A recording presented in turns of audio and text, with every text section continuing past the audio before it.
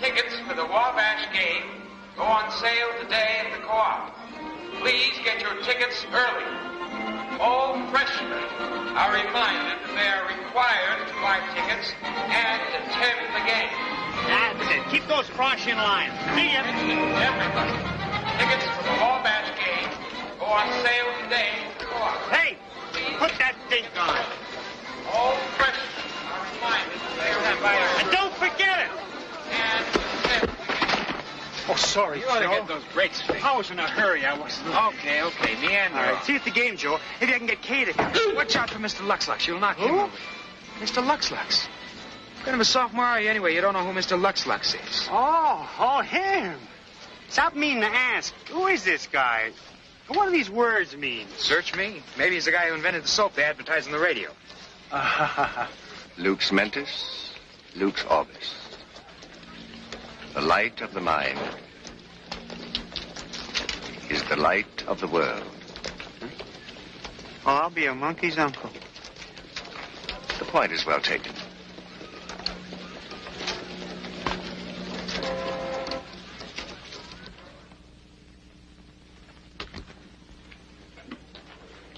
So you are Lynn Belvedere. That is correct. I can't tell you how happy my wife will be to learn that I've met you. She read your book, you know. She said it was a work of art. Yes, it is. Be seated, please. Thank you. Is there something I can do for you, Mr. Belvedere? I wish to register in this university. What on earth for? $10,000. I don't quite follow. Dr. Gibbs, my novel, Hummingbird Hill, has just won the Morehouse Award, consisting of a gold medal and $10,000 in cash. Well, surely the money doesn't mean anything to you. Money is the root of all evil. I respect it. The less I have of it, the more I respect it. And at the moment, I have the greatest respect for it. But you must have made a fortune on your book. I also lost a fortune in libel suits. Oh, now, hardly. My uncontrollable desire to write the truth has inundated me in a sea of debt. I am, in legal terms, a pauper. But what has all this to do with your desire to register at Clemens for postgraduate work? Not postgraduate work.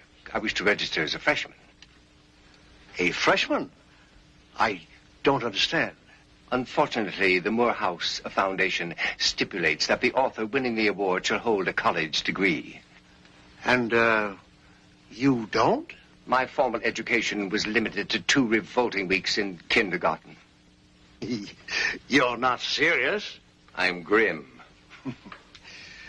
Mr. Belvedere, do you mean to say that you haven't had any formal schooling since... I was 6. 6? 6. An attack of chickenpox held me back somewhat.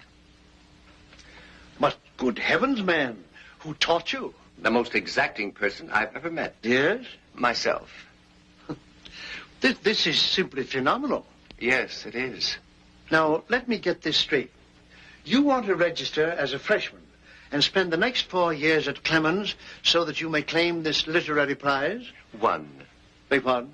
1 year. But that's impossible. You're 6 weeks late already. And you expect to complete a 4-year course in 1 year? I intend, Dr. Gibbs, not expect. But it's never been done before. I have never been here before. Mr. Belvedere, I considered myself a student of more than average intelligence, and it took me 3.5 years to complete the course. Your intelligence, Dr. Gibbs, is not in question, fortunately. Thank you.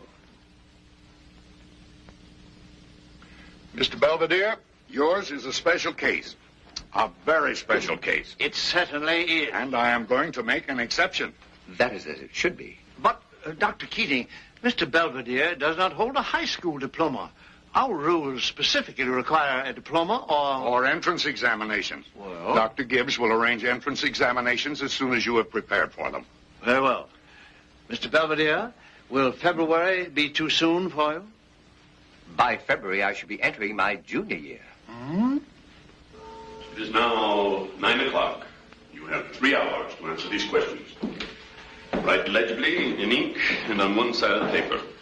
If you must leave this room for any reason whatsoever during the examination, I must accompany you. Is that clear? Clear and highly inspiring.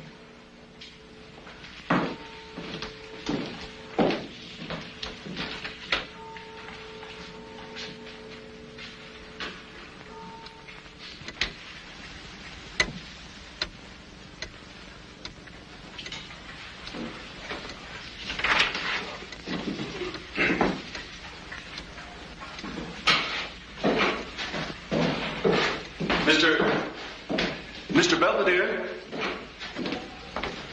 Mr. Belvedere?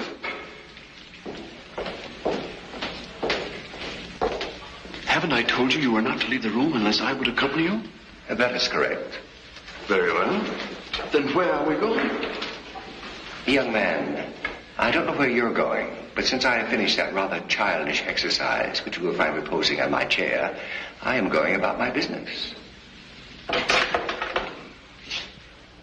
When put together correctly, these wooden blocks form an almost perfect cube.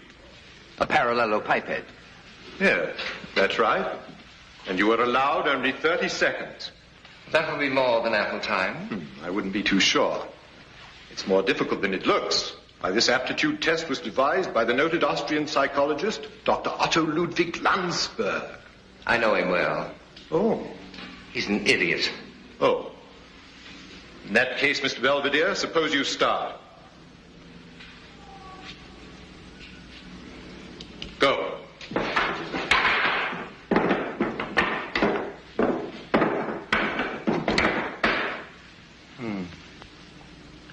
Mr. Belvedere, these are astonishing grades. Yes, they are. 98, 100, 100, 97, 99, 100. Yes, and I must admit that your IQ places you in a very high category. Naturally.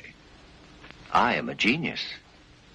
Yes, Mr. Belvedere, quite so. Yes, it is that very fact which compels me to suspect your motive in joining us here. Mr. Belvedere explained that the Morehouse Award required him to have a college degree. I know what Mr. Belvedere said. Dr. Gibbs is not being arbitrary. Even you, sir, will admit that your entrance into Clemens as a freshman and your attempt to complete 4 years' schooling in less than 1 year could disguise an ulterior purpose. Subterfuge is a strategy employed by idlers and parasites. I have never been either. Well, in that case, then you won't object if I enroll you in this university as a freshman, subject to conditions. Which are? If you should attempt to use this college for a publicity stunt to exploit your novel or yourself, that is to say, if there is any notoriety or sensationalism during your stay here at Clemens, then it shall become my unpleasant duty to expel you.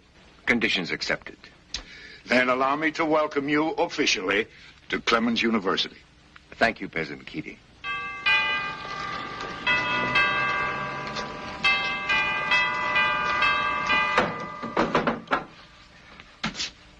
How do you do? Hi.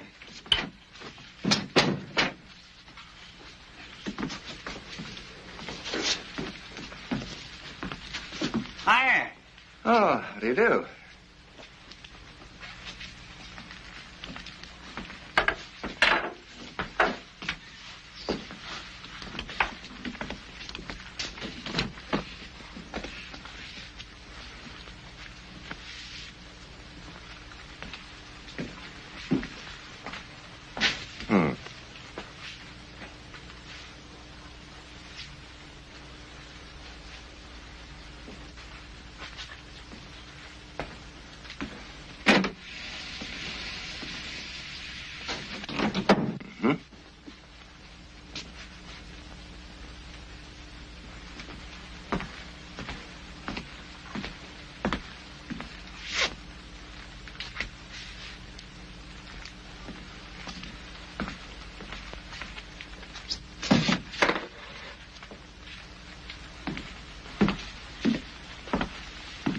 Hey, what's going on? 315 square feet and 2,520 cubic feet. Now then, each of us will occupy 105 square feet and no more. Each of us will breathe 840 cubic feet of air and no more. Fresh air. Hey, shut that window! I'm merely ventilating my 840 cubic feet. Gee whiz, can't you see I got a cold in my head? A physiological impossibility, young man. Disease cannot exist in a vacuum. I don't get it. Who are you? Gentlemen, an exceedingly unkind fate has thrown us together, but I see no reason why our belongings should overlap. Are you going to be our roommate? Regrettably. You mean you're a student? That is correct. What class? I'm a freshman. You don't say. I'm a freshman. Shut up. Too. Make with that broom. What's your name? Lynn Belvedere. You will address me as Mr. Belvedere. It may interest you to know, my friend, that I am a sophomore. The news fails to fascinate me. And stop sniffling. It may also interest you to know that I am your student counselor, and that I'm here to advise you throughout your freshman career. Water does not run uphill, young man. Now listen here, mister, and get this straight. You're in college and you're a freshman. The lowest form of animal life. And while you're here, and while you're a freshman, you're right under this thumb. What have you got to say about that? It needs a manicure. It's the code of the campus, understand? Does the code of the campus permit me to make a suggestion? Shoot. Blow your nose. Listen, my name is Avery Brubaker, and you will refer to me at all times as Mr. Brubaker, see? My name's Cornelius Whitaker, Mr. Belvedere, but on account of I'm only a freshman, too, you can call me Corny. Shut up. You'll do everything I say or get pegged for a visit to the Soft Council. One moment. Am I to understand that this university supports an inquisition? That is correct. Boy, does it. I can show you the scars. Never mind. It's tradition, Mr. Belvedere, and don't say they can't do it here. They've been doing it to me. Where's your dink? I beg your pardon. He means this. You'll run down to the co-op first thing and buy yourself a dink. You wear it at all times except when asleep. And if you don't, boing! You mean I am compelled to wear this obscene article? You get used to them after a while. Yeah, and you and Whitaker will share in cleaning up this joint. You can alternate between making my bed and calling me for classes. The sheets are in there. Right there, third drawer. And it so happens, men, that this is Whisker Week. Both you guys better get started growing beards right away.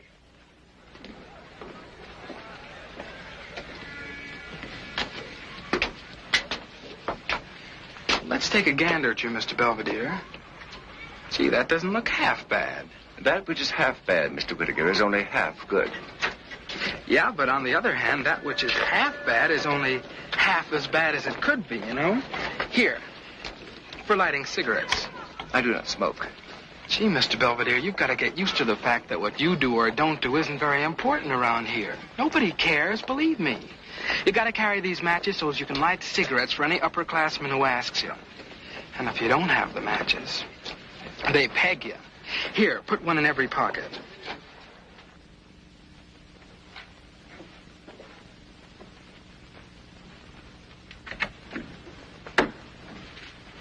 Hello.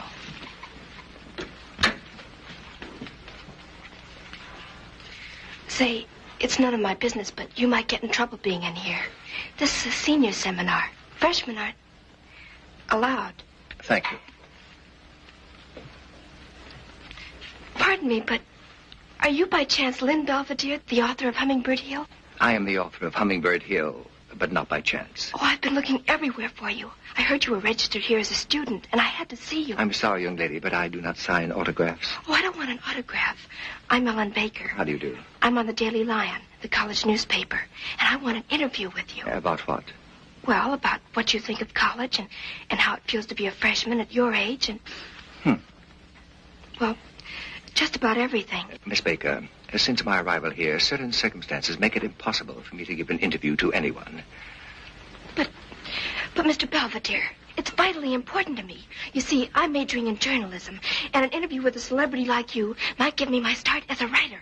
I appreciate your ambition, Miss Baker, but my answer is no, irrevocably no. And now, if you will be so kind as to tell me where the Student Employment Bureau is located. Well, it's right across the street, in a Quonset hut. Thank you.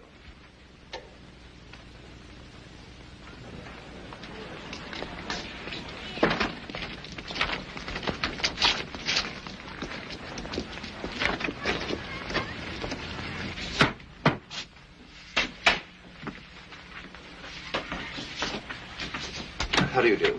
How do you... Ellen. Oh, hello, Bill. Well, what are you doing here? Do you run everything on the campus? No, just help out afternoons. Hey, where have you been? You're the hardest woman to pin down. Will you help me, please? Just a second, my friend. Ladies first. Why? Just common courtesy, the usual thing. For your information, young man, let me point out to you that woman has never been first in the entire tragic history of the human race. It was not Adam who sprang from Eve's rib, nor did Mrs. Noah captain the ark. Neither can the distaff side claim Mr. Einstein, nor Mr. Tchaikovsky, nor Mr. Lincoln. What about Madame Curie? Monsieur Curie's story has never been told. Therefore, Miss Baker, you will take your place in line behind me. Okay. What can I do for you? I am seeking part-time employment during the college year. You're a little late, aren't you? What's your name? Lynn Belvedere. What's yours? Bill Chase. You are married? I am not. Oh, I'm sorry. You needn't be. I'm a bachelor by choice. Children? Oh, of course not. Thank you. I suppose these questions sound silly to you. They do indeed. But since the GIs came back to school, they brought their families with them. We're supposed to get all the data. Now, exactly why do you need employment? In order that I won't starve to death. Well, I guess that's a pretty good reason. What can you do? Everything. Well, what I mean is most of the good jobs are gone. You're about 6 weeks late. For instance, there's an opening for a soda jerk. There still is. Would you like to be a babysitter? I've been all through that. Well, that's it, Mr. Belvedere. That's all there is. Except assistant hasher down at the Tri-Gam House. And I wouldn't recommend that job to my worst enemy. What is a Tri-Gam House? Gamma Gamma Gamma sorority. Girls, lots of them. They've got the best Norwegian cook on the whole campus. But outside of that, oh, brother, it's a black hole of Calcutta. And what are the functions of a hasher? Waiting on table, helping to clean up the place. 3 meals a day and $50 a month. My mother's a house mother down there, so if you want the berth, it's yours. I shall accept the position. My friend, I'm warning you. This is the slap-happiest bunch of females on the whole campus. In that case, there will be some changes made. And you asked for it. Here, take this card to the Tri-Gam House and ask for my mother, Mrs. Chase. She'll take care of you. Thank you. What can I do for you, Ellen? Oh, nothing in particular. I was just showing Mr. Belvedere where the Employment Bureau is located. It should be obvious to you, Mr. Chase, that Miss Baker is slightly less than delighted to see you and is using me for a strategic withdrawal. Good day. Hey, what's the matter with me? Have I got 2 heads or something? On second thought, don't answer that last question. I'm sorry, Bill. You mustn't mind what he says. He's quite a character. Yeah, so are you. Why did you come here? Oh, an errand for a friend of mine. She needs a babysitter afternoons. I'll see what I can do. Where does she live? 41 Burnham Street. Hey, that's where you live. How did you know that? I looked it up. I'm on your trail, madam, with bared fang and hot bread. You know, 6 weeks is a long time to be brushed off, Ellen. Well, I haven't been brushing you off. It's just that... Oh, sure, you work at the Daily Lion and you knock out the news of the day. And then you fold your tent and silently steal away. Why do you think I put you on the staff? Because being a good editor, you know I can write. Mm-hmm. And on account of those big brown eyes. What's your friend's name? Who? The one who wants a babysitter afternoons. Oh, Mrs. David Ashley. Okay. But tell her we can't promise a thing. You know, guys and gals are finding out there are easier ways of making a living than having Junior vivisect them. Don't you like children? Oh, I'm crazy about them. Especially with their straitjackets on. I'll tell her. Oh, we'll find somebody. Thanks very much, Bill. Hey, where are you bound for? Home, I guess. Well, it's 4 o'clock. I'll close up shop. Let me walk in, buy you a Coke.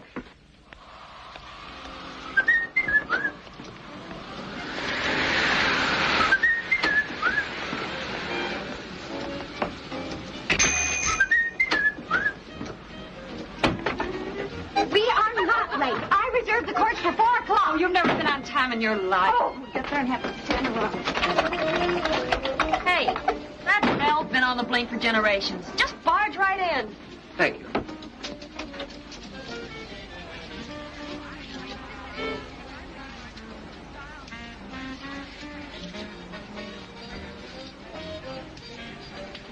Yeah?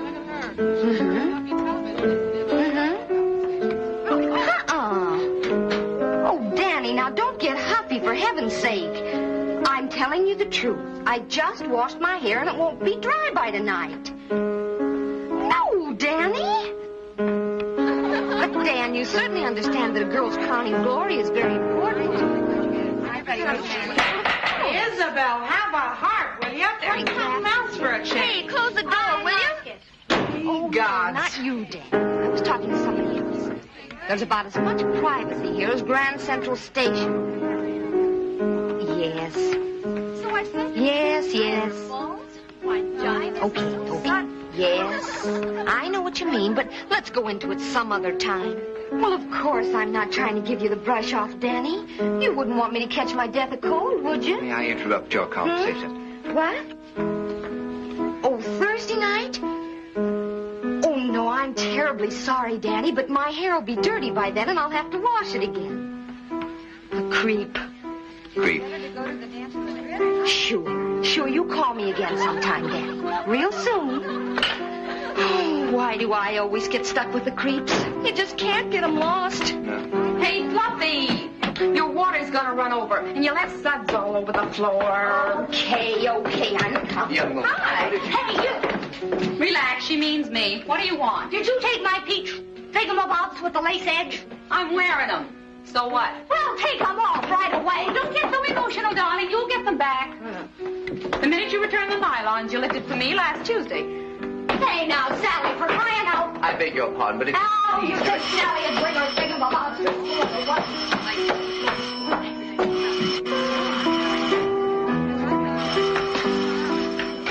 Hello? Hold it a sec. Don't let it get you, mister. It's only the plumbing. It often acts up like that. Thank you.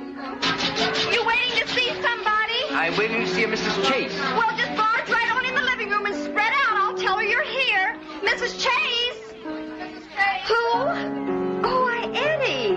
Eddie, darling, how are you? Oh, you said you were going to call before. Hello. How do you... Yes, you did. I don't want any excuses.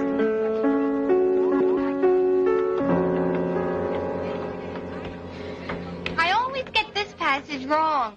You have been mutilating the entire composition. I suppose you can do better. That is correct.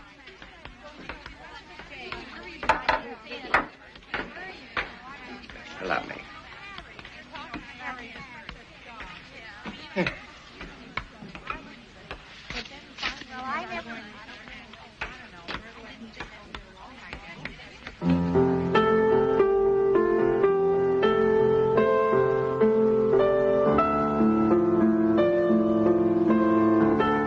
Oh, that's beautiful. Yes, it is. Beethoven? Belvedere.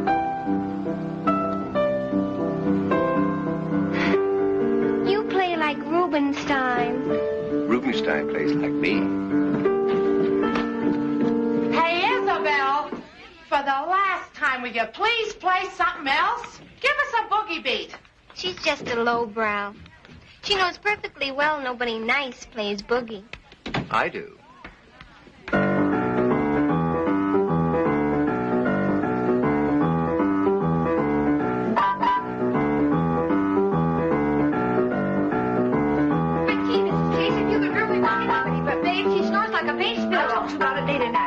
I've a visitor waiting. But not now, dear. Please, now run along, dear. Okay. How do you do? I'm so sorry to have kept you waiting. I'm Mrs. Chase, the house mother. How do you do? May I say that this house which you are mothering is on the brink of chaos? Isn't it just, though? Everything's always higgledy-piggledy during our first semester, but somehow when June and graduation roll around... It's still on the brink of chaos? Yes, you'll quite... Well, no. Won't you sit down? Thank you. Now then. I am named Belvedere. I don't seem to recall your name. Oh, but of course, you're the father of one of my children. In that unlikely event, madam, I think that you will recall my face. Oh, Mr. Belvedere, please, I didn't mean one of my children. I meant one of the Trigam girls. I call them all my children. Your son at the Student Employment Bureau sent me... Here's the card. Oh, no. You're our new hasher? Oh, Mr. Belvedere, that's silly. There's nothing silly about earning a living, Mrs. Chase. I am in need of substance. I chose this position. Oh, that's very flattering. You've heard of our reputation, then? Yes, I came as part of it. Oh, Belvedere, are you teasing me? Are you really a student? Are you really going to hash here? If you will outline my duties, yes, really. Well, I feel it only fair to tell you that for a man of your distinction, this job offers very little opportunity. With 20 undisciplined females in the house, madam, I shall make my own opportunity. Very well. If you'll follow me, I'll introduce you to our cook. Thank you. Get him. Marta. Marta, I want you to meet Mr. Belvedere, our new hasher. Marta is our treasure, Mr. Belvedere. How do you do? Mycket bra, tack. Andy? Oh, Herr Belvedere, die snakker norsk. Så. Skinkesteak. Ikke sant? Ja, ja. De kan lave plukfisk også. Utmärket. Mr. Belvedere, you speak Norwegian. I speak 11 tongues fluently, including the Indian Sign Language. Oh, won't that be nice for Marta? Yes, it will. Hiya. Oh, Avery, I'm glad you're here. I want you to meet your new assistant. Assistant? Well, howdy-doody, Belvy, old boy. Where's your badge? So, you're gonna be my little helpmeet. Oh, do you two know each other? Unfortunately, yes. Oh, you like Avery. He's really a very nice boy. So typical of the modern generation. In that event, madam, I foresee a period of total darkness over the world. Listen. And I regret to inform you that I resign. Oh, no, Mr. Belvedere. Dear Marta, I'm sorry that our association was so short-lived. Given a little more time, I could have brought you to full flower as a cook. If he quits, I quit too. Oh, no, Marta. Come on, Mr. Belvedere. We get a job together. Oh, no, Marta, no, you can't quit. Marta, you can't quit, either of you. If anyone has to quit. Well, gee whiz, don't look at me, Mrs. Chase. I haven't done a thing. One moment, please. I recognize that Mr. Brubaker is inviting a proposal for compromise. Very well. During our working hours, Mr. Brubaker, we shall observe an armed truce. In the event of any aggression, I shall retain the veto power over your trigamma destiny. Agreed? Well, I guess so. Splendid. Fetch me a white jacket, Mr. Brubaker. What is the menu, Marta? Split pieces. Boiled onion. And in the oven. Virginia ham, Norwegian style. And for dessert? Canned pineapple. Spare the can opener, Marta. The dessert will be my contribution. And tonight, we will dine buffet. Thank you.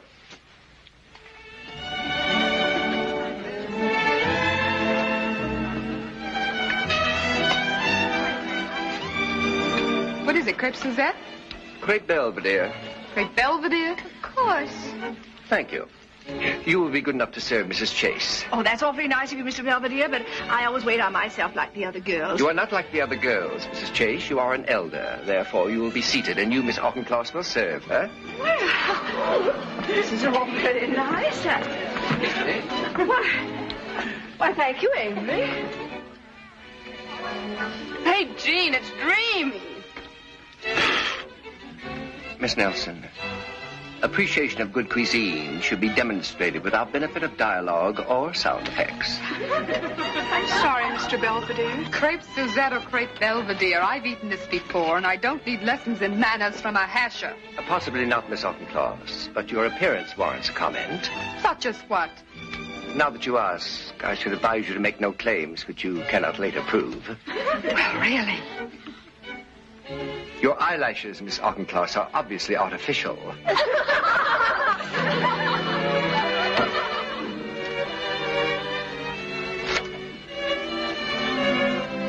This is awfully nice, Bill. Yeah, it's not too bad. Bill? In here. Oh, hello, Bill. Hiya, Mom. We can only stay a minute. Here's your yarn. Oh, thank you, dear. This is Ellen Baker. Ellen, my mother. Oh, how do you do, my dear? How do you do, Mrs. Chase? Why, you must be new. I haven't seen you before. That's right. Have you been hiding her from me, Bill? No, she's been hiding her from me. Ellen's just transferred from Stanford. Oh. She's a senior. Stanford. Are you from the West, Miss Baker? California. I live just outside of Burlingame. Burlingame. Oh, of course, the bakers of Burlingame. I danced once with Medbury Baker. Well, of course, I was much younger then. Oh, but I'm the just... Medbury Bakers. Well, it just goes to show how small the world is. Now, you two must stay and have coffee with me. Well, we gotta blow. Oh, Pooh. Come on, let's get out of here. Bill, what's all this Medbury Baker business about? Oh, don't mind Mother. She's got bruises from jumping at conclusions. Oh, but I'm not... Kay, come here a minute, dear. Kay, did you see that girl with Bill? Yes, who is she? She's Ellen Medbury Baker from Burlingame. Wonderful family, very distinguished. You girls ought to rush her. Gee, I better tell Fluffy. Oh, you're not leaving? Yeah. Oh, I was just going to have Mr. Belvedere serve us some coffee. Oh, no, thanks, Mom. Some other time. Good night, Mrs. Chase. It was awfully nice meeting you. Thank you, my dear. You must come and have dinner here with us sometime. Thanks. Goodbye, son. Bye, Mom.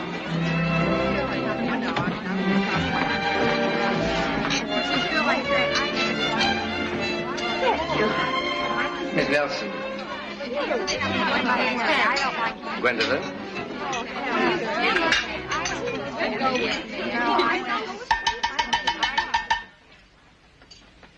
Young ladies, at the conclusion of our first day, I have a word for you. Miss Akins, Miss Smith, Miss Harris, you dined with shirt tails out hanging. Sloppiness is definitely passé, even at Wellesley. Miss Willis, the Johnson twins, you were 7 minutes late. Henceforth, hours for meals will be rigidly enforced as follows. Breakfast at 7 to 8 a.m., lunch 12 to 1 p.m., dinner 7 to 8 p.m. 1 second late, no admittance. We shall now synchronize our watches. Are you ready? It is now precisely 8:02. Check. Check. Check. Check. Good night.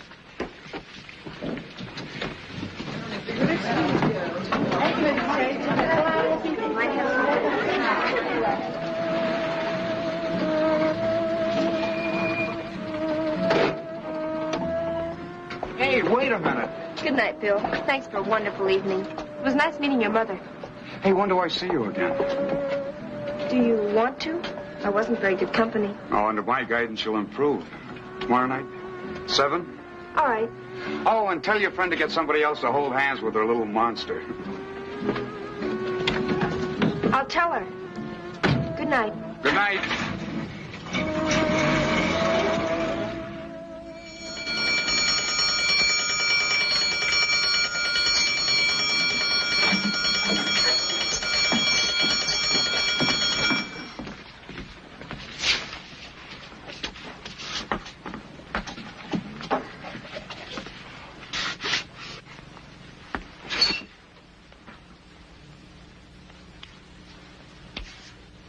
Mr. Belvedere! What have you done? I've struck a blow for freedom, Mr. Whittaker. Oh, no. That isn't where the blow will be struck. Believe me.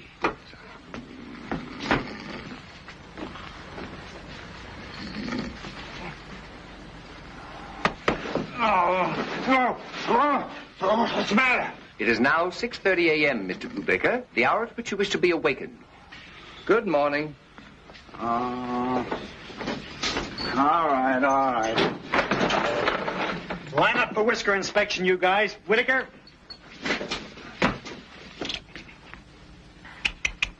I'm trying, Mr. Brubaker. Honestly, I am. Not hard enough, Whittaker. You gotta grow them longer and faster. Yes, sir. Let's have a look at you, Bellevue, old boy. Where is it? It has fallen prey to my razor, Mr. Brubaker.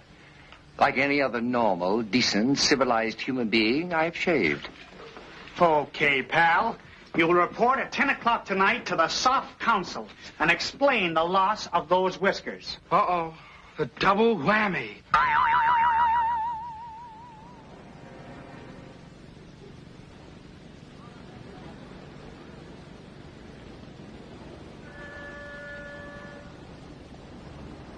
Why did you shave?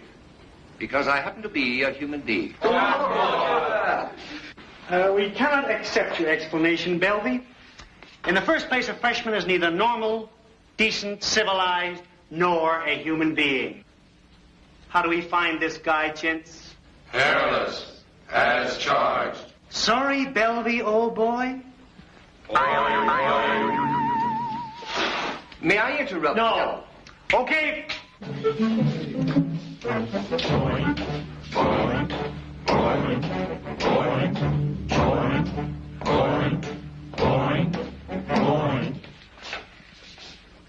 Put on your dink and receive your sentence.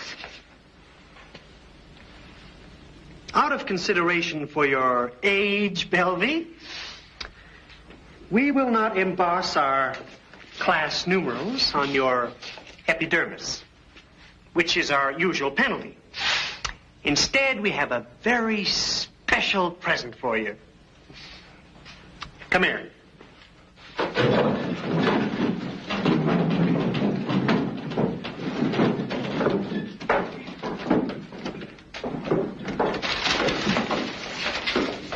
You will wear this until you are told to take it off. Understand? Perfectly. Thank you, gentlemen. Good night. Famous author Lynn Belvedere tells all about Clemens U. Think, stink, stink. Debunks college tradition. Plus co-eds. This Belvedere has got to go. Listen to what he says about co-eds. Female students think of nothing but men. Well, yet they act to repel. Repel? Their voices are strident. Their hair uncombed. Their stocking seems crooked. That's why. Well, he's certainly got a lot of nerve. All I got to say. Sport has become a big business. Tickets in the hands of scalpers. An upset in the big game brings gloom to the bookmakers. Athletes are subsidized. And catch this. A good fullback is worth its weight in porterhouse steak. Men, somebody's been talking. A freshman's acceptability is based on his bottom. Wow. Does he forget to think? Nobody cares. Does he forget his dink? Boing! Good old Bill. Gee, it's just like Lincoln freeing the slaves, isn't it? Yes, Dr. Keating. I have it here in my hand. Yes. Disgraceful. Disgraceful. My wife called me not 3 minutes ago. It's all over town. Yes. Yes, I will, sir. I will, immediately. Miss Cadwallader? Yes, sir? Have Mr. Belvedere report to me immediately. Yes, sir. Hello? Who? Oh, yes, Miss Cadwallader, he's here. Oh, but we're forbidden from interrupting him when he's conducting our dancing class.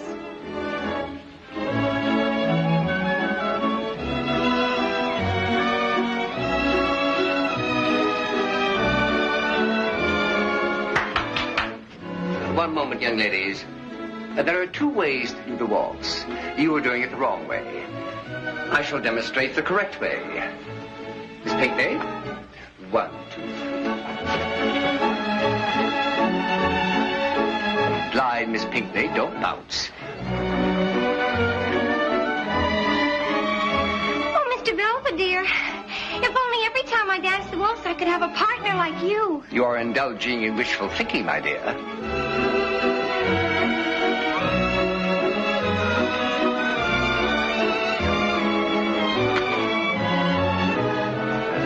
Thank you. Delighted.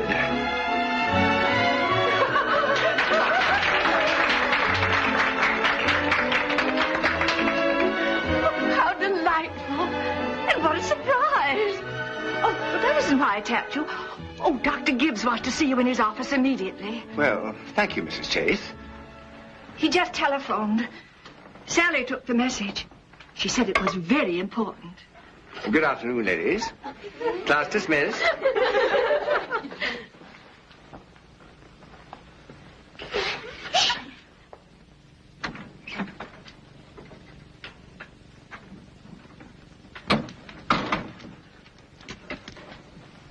Good day, Dr. Gibbs. There is nothing good about it, sir. Nothing at all. Nothing. What is that on your face? Here, officer. What? Hair. It won't do, sir. It will not do at all. A man of your age cavorting around childishly like a college boy. Yes. Dr. Gibbs, I need hardly point out that this barbaric tradition of hazing is more distressing to me than it is to you. What are you talking about? I am talking about Whisker Week. I must wear this monstrosity or suffer a chastisement referred to as boing. Oh, that, yes. I see. I shall write you a card exempting you. Miss Cadwallader? Yes, sir? Prepare a card which will permit Mr. Belvedere to appear clean-shaven during the remainder of Whisker Week. Now, take that off your face at once. With pleasure, sir. Thank you. Good day. Just a moment. That is not why I sent for you. Have you seen this? I gave it the casual glance it deserved. You, sir, have openly violated your agreement with President Keating. That is not true. I did not say these things for publication. My pithy observations were recorded without my consent or knowledge. They were? Definitely. Therefore, I intend to bring suit for libel, not only against this aspiring young lady, but against the university and the entire administrative body. Just a moment, Mr. Belvedere. Let us not lose our heads. Mine is securely seated, sir. But surely there must be a more sensible way of... There is. Miss Baker and the editors of this sheet must be severely reprimanded. But I can't do that, Mr. Belvedere. The faculty can't tell students what to write. There would be a revolt. In that event, I shall relieve the faculty of this burden and take the matter into my own hands.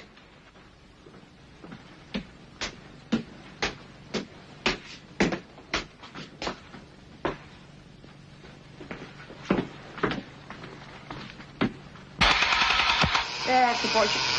Oh, now, come on, darling. Now sit there and be quiet. How do you do? I would like to see Mrs. Ashley isn't home yet. Should be here any minute. But I am calling on Miss Ellen Baker. Oh, that's her maiden name.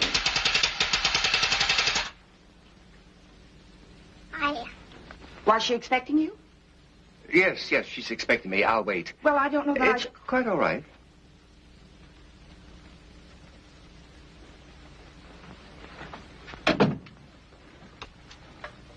Hello. Hello. You want to play with me? I should be delighted. Huh? Don't point that thing, little boy. Firearms are not for children. Put it down. Mommy.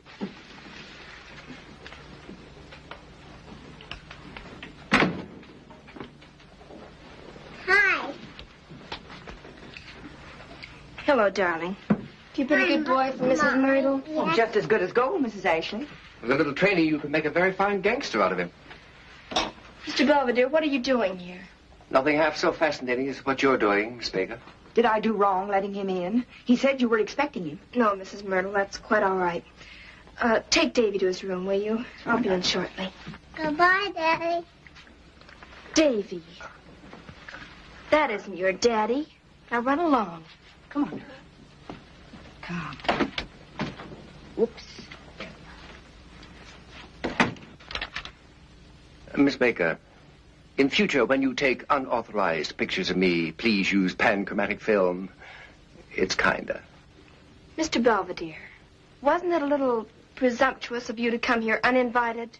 Wasn't it equally presumptuous of you to write an article about me without my consent? Just because I was enterprising enough to pick up information What you wrote was not information, it was gossip, and in no less bad taste than if I were to write about your private peccadillos. Don't you dare call Davy a peccadillo. His father and I were... I am not the seat of judgment, Miss Baker. I am here merely to warn you that your future flights into journalism must not be taken at the expense of my name and reputation. Mr. Belvedere, the truth is, I've simply got to write about you again. That was just a little interview. Now I have to write a full-length article with pictures. And you expect me to consent? You must consent. It means everything to me and to Davy. When I first got the idea to write an article about you for the college paper, I saw possibilities way beyond that. And you wrote to several national weeklies. This reply from Look magazine is most interesting. It mentions the sum of $500. Mr. Belvedere, that telegram is addressed to me and it was on my desk. You're an unethical eavesdropper. Yes, I am. Let me write it. I'll write the best story you ever saw, and you can even okay it before publication. Please, Mr. Belvedere, it's the start of a career for me. And the definite end of one for me. Consent denied. All right. Then I'll do it anyway. And you can't stop me. You're a public figure. I don't need your permission. Miss Baker, I shouldn't if I were you. Good day.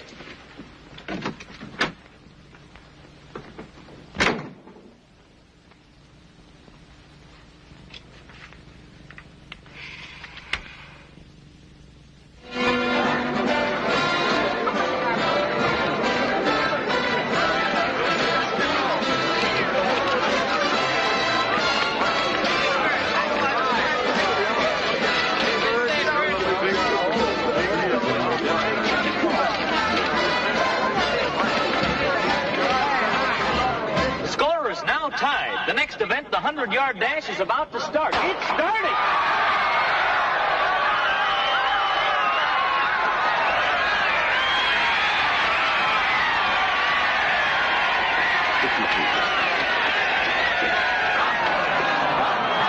You lost that one. Gee, Mr. Belvedere, how can you sit there like that? Autumn is an extremely unlikely time to go running about in a union suit, Mr. Whittaker. And so we're nearing the end of this inter-class classic with the finals of the pole vault. For the sophomores, Avery Brubaker. Brubaker! Hooray!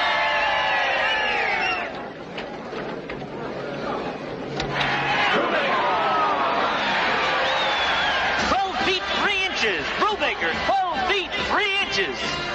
Oh, no. He's never jumped that good before. Why, the guy's using a pogo stick. We're dead. We're cooked. Why, Galloway can't even clear the bar at 12 feet. Well, I was talking with him just... Jiggle, Mr. Whittaker. I'm trying to read. Gee, Mr. Belvedere, how can you be so peaceful and calm when these two dinks are in the balance? I beg your pardon. Well, sure, didn't you know?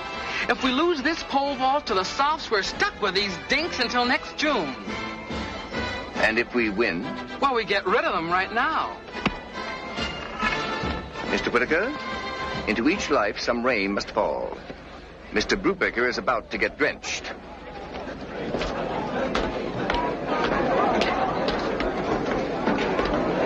Vaulting for the frosh, Charlie Galloway on his third jump. Hold everything. There's a substitute entry in the pole vault. For the freshman replacing Galloway in the third and last jump, Lynn Belvedere.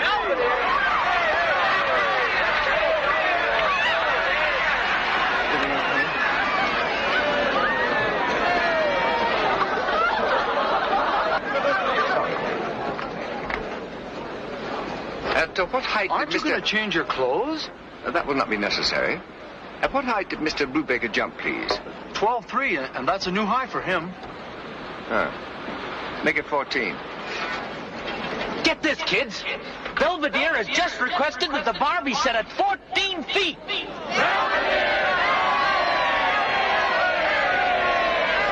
Gee, why didn't he let well enough alone? Break his back going up and his legs coming down. Suicide.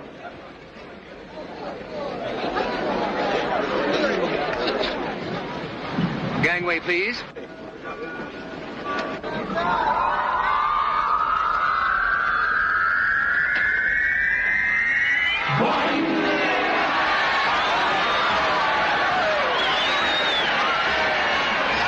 Not me. Attention, Brubaker declines the jump. The meat goes to the frosh. Guys, Mr. Belvedere, your jump was just 4 inches off the record set in 1922 by a guy named Lynn Belvedere. That is correct.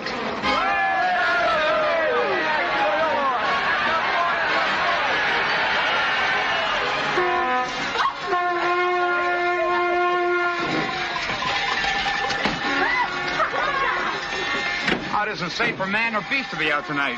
Those frosh are really tearing up the town. This is their night to howl. Yeah, thanks to Mr. Belvedere. Mr. Belvedere. Why, what's the matter? Oh, nothing. Ellen. I had a wonderful time, Bill. So did I. I hope this doesn't spoil it for you. Please, Bill. Ellen, this isn't just a pass. This is how I really feel about you. You're serious. I was never more serious. I really believe you are.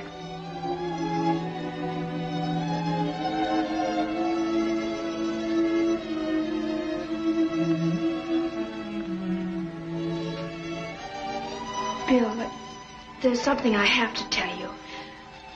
I think you'd better come in. You mean the paint on the floor upstairs is finally dried? I'm sure it has by now.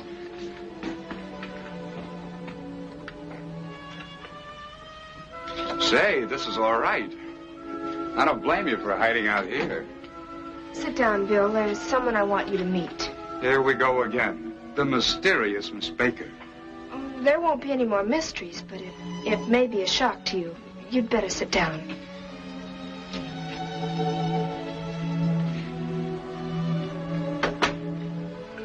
Mrs. Myrtle. Oh, me. I guess I must have dozed off.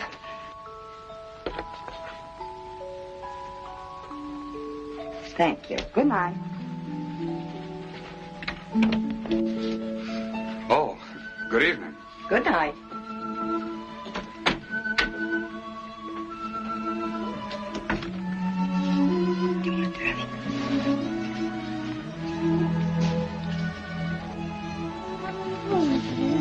Bill, this is David. Davy, this is Bill. Hi, Bill. Hi. Hey, what's this? Remember Mrs. Ashley, the one who needed the babysitter? Oh, sure. And he's a character you've been deserting me for. So you're my rival. Hey, he's kind of cute. I think so. Honey, I'll drink a water. Mommy? Yes, Bill, he's mine. But I thought you said... What about Mrs. Ashley? I'm Mrs. Ashley. Mommy, I want to drink a water. Come on, Davy.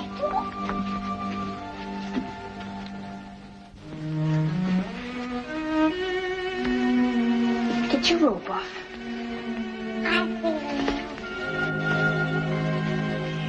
Ellen, it just can't be. It is. That's why the floor paint never dried. Here, Davy.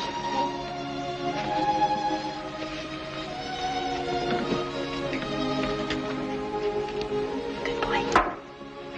Ellen, I had no idea. I don't get it. Good night, Davy.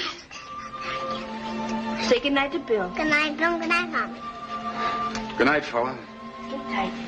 Good night. Okay, I'll sleep tight.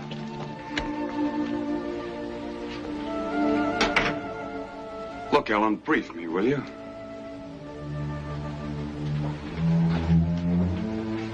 This is Davy's father. Tokyo, 20th Air Force, bomber group. 2 weeks before it was all over. That's tough.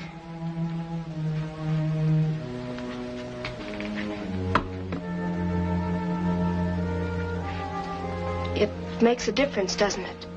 Why, no, Ellen. It's just taken my breath away. Why did you keep it under cover? Well, I've just tried to keep Davy separate from my college life. That's why I transferred to Clemens. At the last school, it was no secret, and, well, it took too many explanations. Like now? I just thought you ought to know what you were getting into. He's a swell kid. You ought to be proud of him. I am. It does make a difference, doesn't it, Bill? No, it doesn't. It's just that I'm surprised. I'm not. Look, Bill, let's be honest with each other. So help me, Ellen, I'm being honest with you. You just sort of floored me. Look, I gotta run. I got some studying to do. I'll see you in class tomorrow. All right, Bill. So long, Ellen. So long.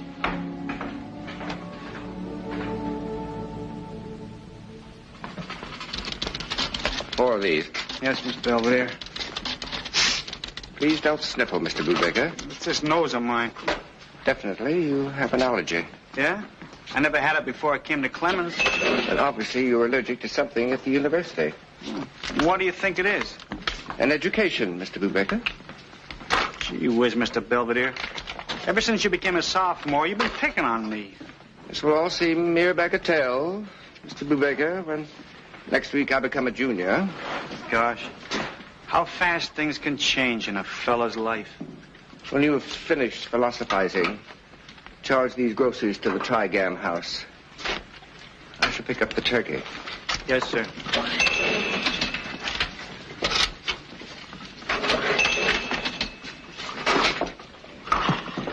Hiya. Hi, Daddy. Daddy? Oh, no.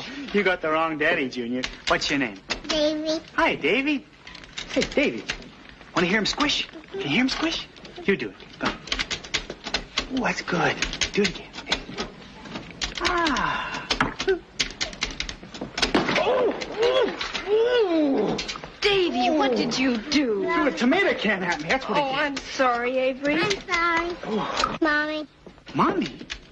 For Pete's sake, Ellen, is that yours? Yes, that's mine.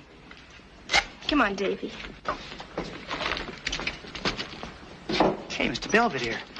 That's Ellen Baker. She's got a kid. See no evil, Mr. Brubaker. Yes, but she... Yes, sir, Mr. Belvedere.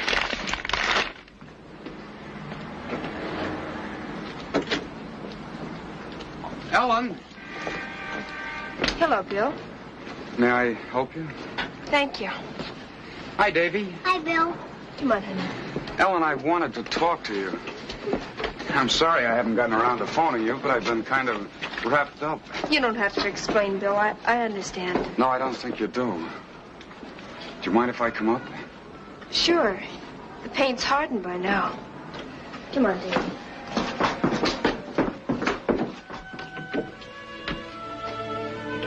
Davy, you go in your own room and play. Here.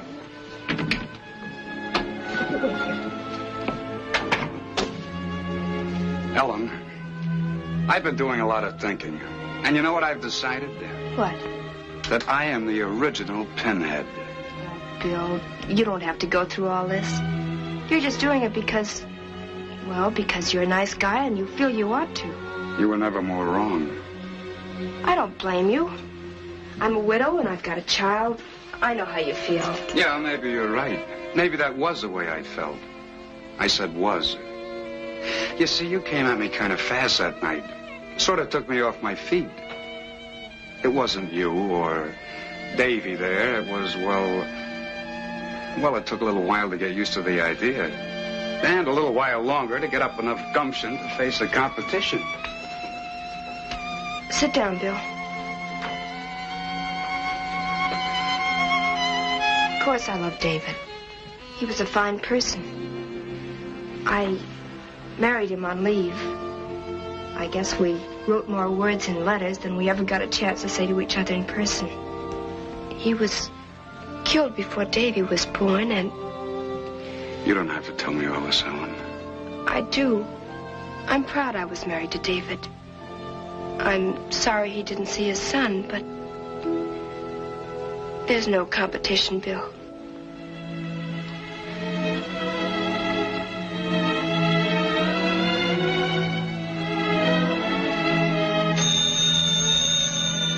Perfect timing.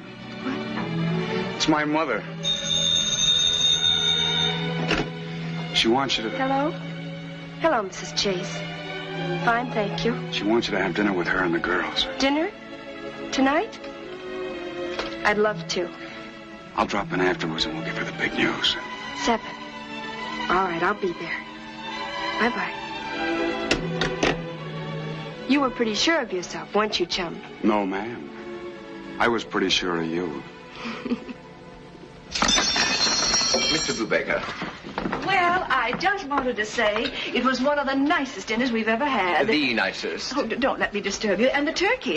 Well, I declare I've never tasted turkey like that before. I've never prepared it for you like that before. Mrs. Chase, don't you have to be a single girl to be a member of a sorority?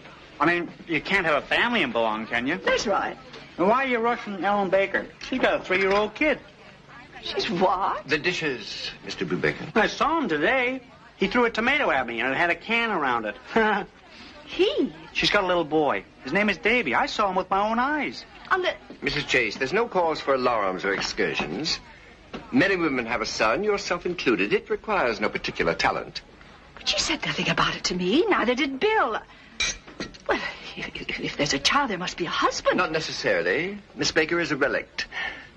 Relict means widow, madam. That's what she says. Speak no evil, Mr. Brubaker. What Mrs. Ashley says or does is no concern of yours. Those dishes are.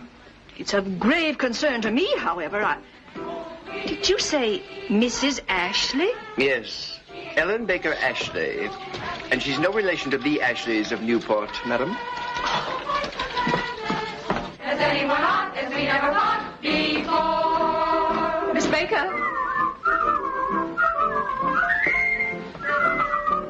Miss Baker, may I see you in my sitting room for a moment, please? Of course. Jesus, who we all Please sit down, Miss Baker.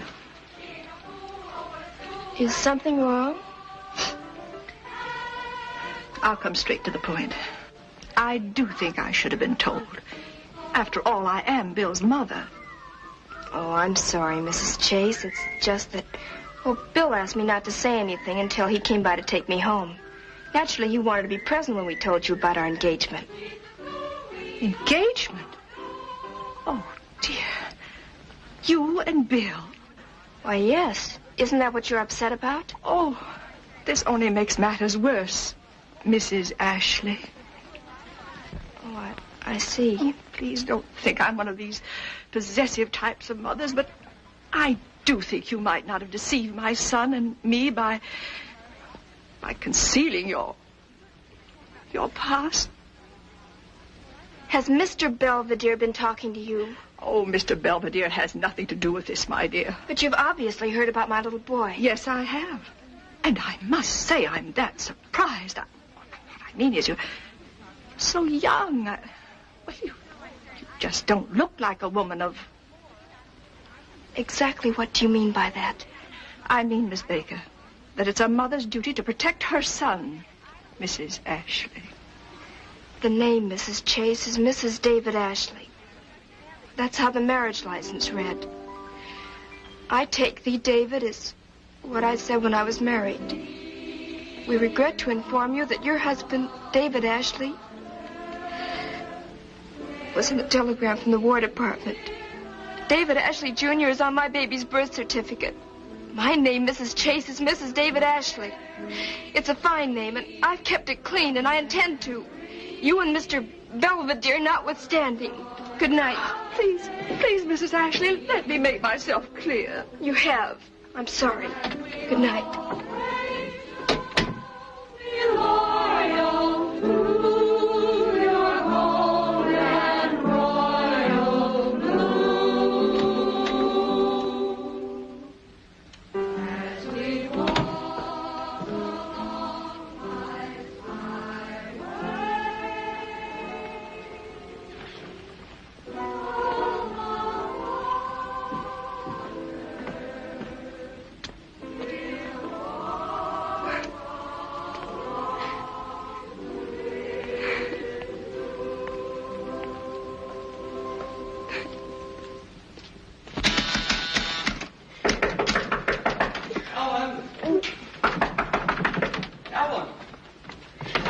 Please, Bill, Ellen, what happened? When I stopped by to pick you up, you were gone. Ask your mother. I did ask her. I can't get anything out of her except my poor boy and that unfortunate girl. Unfortunate? It's no good, Bill. It won't work. Look, what on earth went on? What did Mother tell you? Everything Mr. Belvedere told her. When she got through, I was a Jezebel in sequence. Oh, honey, calm down. You're exaggerating. That's right. Stick up for your mother. She's 100% right, and I'm 100% wrong. Will you stop arguing and talk sense? I suppose you think I'm talking nonsense. Look, what I think is what I think and not what you think I think. Now, will you give me a chance to say what I think? Please go, Bill. What? I don't blame your mother. She loves her son and wants the best for him, just as someday I want the best for Davy. Ellen, this is you and me. Let's leave mothers and kids out of it. Don't call Davy kids. You hate kids. You called him a little monster once. I never... That was before I met the little... Oh, you're being very unfair. You bet I am. Will you get away from that typewriter and listen to me? Something told me not to get involved with a man who has a mother. But everybody has a mother. You can't help it. Not one who listens to people like Mr. Belvedere. Well, this will fix him. Now, get out, Bill. I want to finish it and mail it to Look magazine tonight. But you can't do that. He'll be expelled and you'll be expelled. Then I'll need a job to earn my living. I'll earn your living. Please go, Bill. I won't argue with a man who's emotionally upset. I'm emotionally upset. Holy smokes, you women don't make sense. You don't think straight. Don't wake the neighbors. What are we fighting about? What brought this hurricane on? Ask your mother. And ask Mr. Belvedere. He knows all the answers. All right. Good night. Who is it? Bill Chase, I want to talk to Mr. Belvedere. Open the door, I'll break it down. Who does that guy think he is, talking to you like that? A nerve! Gentlemen, I am perfectly capable of defending myself. You can open this door, or do I have to come in the hard way? The door is unlocked, Mr. Chase. I ought to let you have it. If you weren't... I wouldn't attempt that if I were you. I think it only fair to tell you that during my Japanese period, I taught judo at Tokyo University. Who told you to go sticking your big snoot into other people's business? Where do you get the gall to go around changing people's lives? I find your language insulting and obscure. I'm talking about Ellen and me. You filled my mother with a lot of nonsense about Ellen, and now she's called the whole thing off between us. And it's strictly your fault. Mr. Chase, if you are under the delusion that I have come between you and this young lady, that is not true. Oh, fine, great. You ruined my life, you ruined Ellen's life. And unless I am mistaken, and I never am. But that's right. He never is. Shut up. You have agitated your metabolism to a point where your behavior is quite adolescent. Adolescent? It is true that you have a problem. Miss Baker is an attractive, intelligent, albeit overly ambitious young lady who has a baby. That is none of your... Your mother is a kindly, well-meaning, albeit overly possessive woman who has a son. Is that your business? The fact that you have failed to reconcile the 2 points of view to your advantage is your problem, Mr. Chase, not mine. Indeed, I view the whole matter with complete indifference. Listen, I was the one... I don't want to hear any more out of you, or Mr. Belvedere. He won't be around here very much longer anyway. And just what do you mean by that, young man? Just wait. Wait until Ellen drops her bombshell on you. Tonight. Gee, what a crisis. What's he talking about anyway? Mr. Belvedere, is she going to drop a bombshell here tonight? Not here, Mr. Brubaker. In a mailbox, I fear. Mr. Belvedere, wait a minute. You can't go out like that. Hippocrates once said, extreme diseases require extreme remedies. But you'll catch your death of cold. Apparently, Mr. Brubaker, you have never read Admiral Byrd's story. I am the only member of the expedition who didn't. Good night. But, Mr. Belvedere...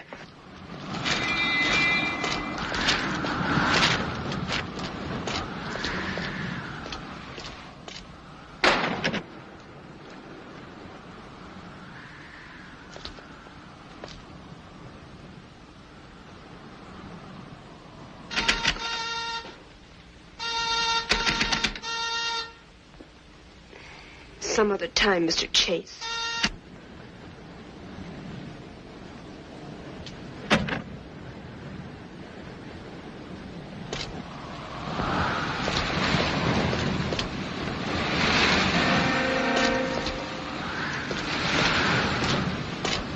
Miss Baker.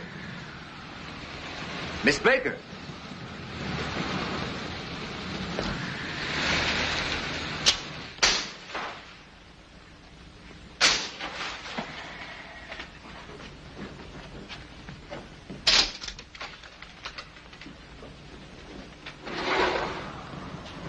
I must see you at once. Go away. It's imperative.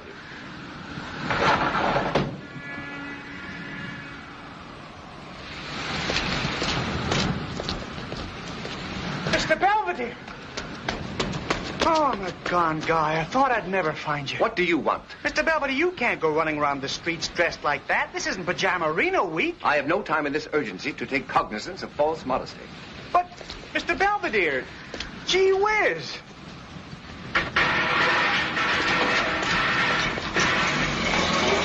Mr. Belvedere, for Pete's sake, you can't do that. You'll get pinched.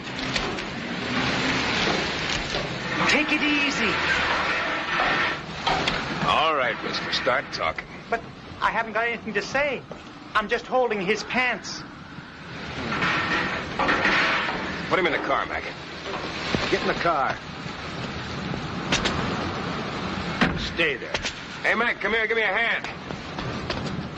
Here, I'll give you a boost.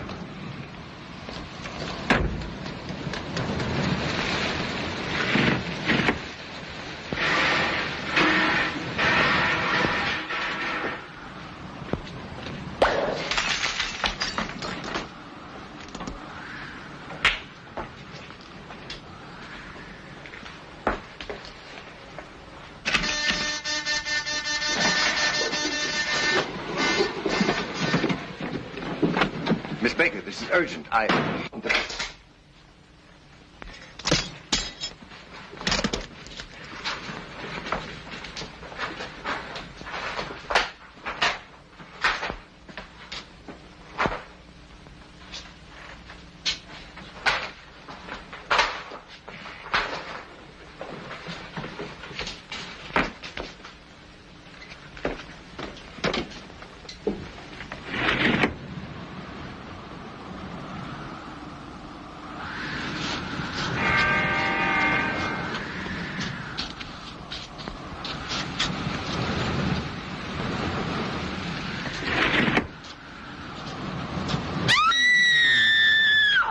beg your pardon.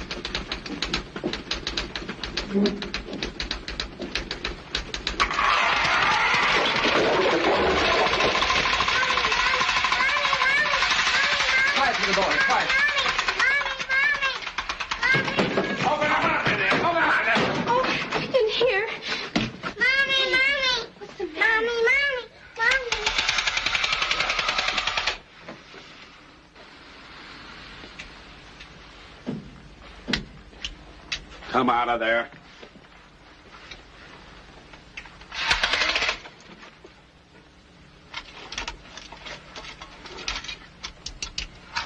Oh. Now get him up. You heard him, brother. As you wish, gentlemen, but I assure you this is a mistake. Yeah, and you made it. Stick out your mitts and no false moves now, brother. Stop calling me brother. I can conceive of no circumstance in which you and I could be remotely related. Come on, let's get him out of here. But you can't do this to me. I'm a student of the university. This young lady knows me very well. How about it, miss? Do you know this guy? We may have had our differences, but she has an innate sense of fair play. She would identify me. I never saw him before in my life. That does it. You're under arrest. May I inquire on what charge? Peeping Tom. Peeping Tom?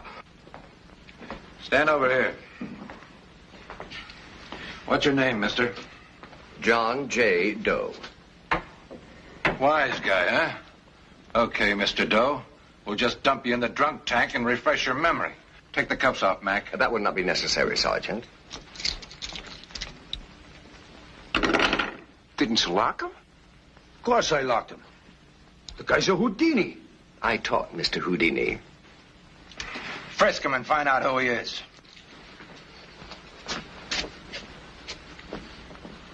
'97, 66. What's that? I am merely memorizing their badge numbers, Sergeant.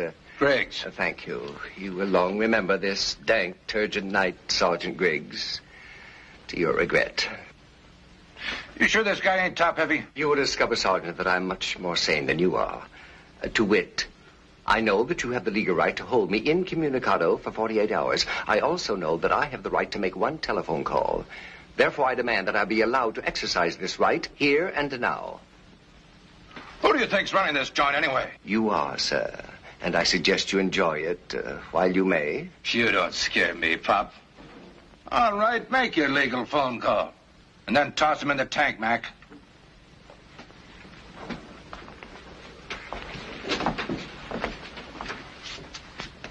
If you please.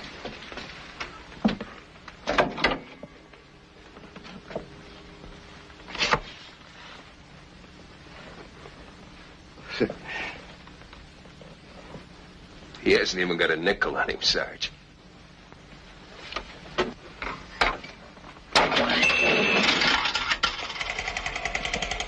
Number, please. This is Lynn Belvedere. I want to place a long-distance call, please. Washington, D.C. Person to person and reverse the charges. With whom do you wish to speak, please? J. Edgar Hoover.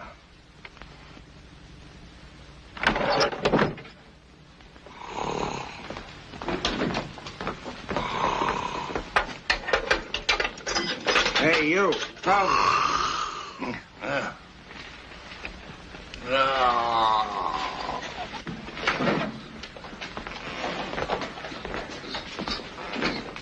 Hey, Belvedere.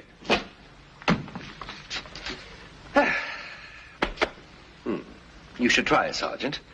Yoga. Has my call from Washington come through yet? Not yet. But don't give me that stuff. We called the local FBI office about you, and nobody ever heard of you. They shall. There's some people here to see you. Show them in, please. Outside. This tank ain't no parlor, mister. That was quite obvious. Adieu, classmates.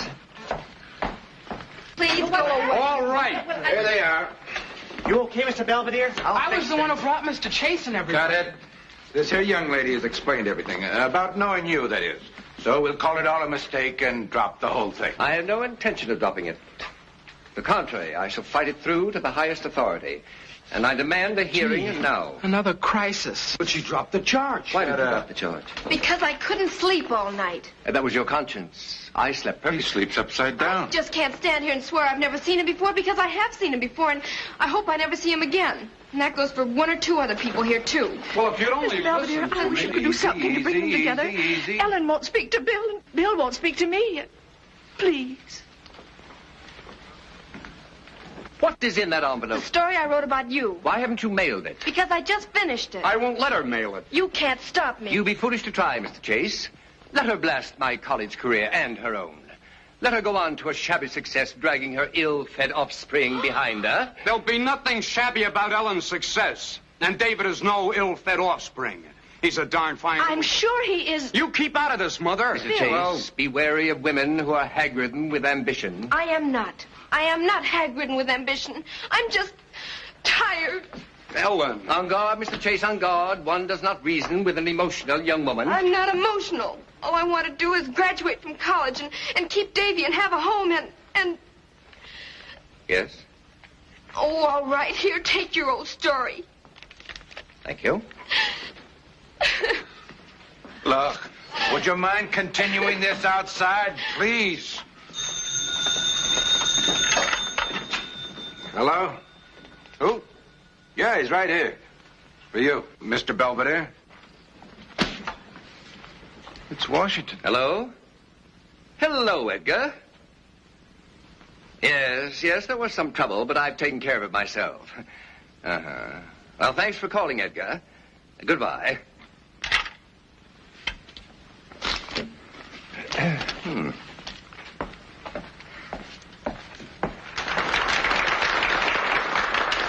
John Francis Woods.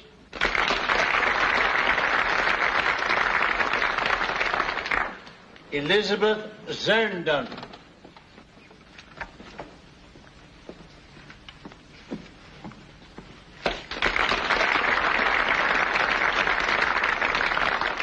now, we come to the closing chapter in the 75th commencement exercises of Clemens University. The presentation of the diploma to a man who has singularly distinguished himself in the outside world as well as in our own academic world. They finally got around to you, Mr. Belvedere. Oh? Not only as the outstanding scholar in his class, but as a gentleman. So they have. I therefore present to you the class valedictorian, the only man in the whole long history of this university to have earned his degree in 1 year, Lynn Belvedere.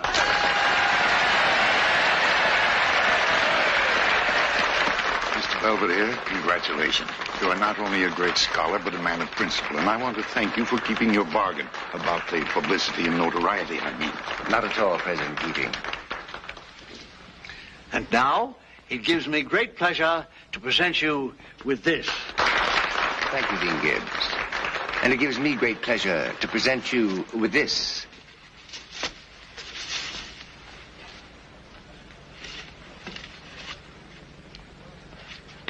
What? But, Mr. Belvedere, this is impossible. Yes, it is.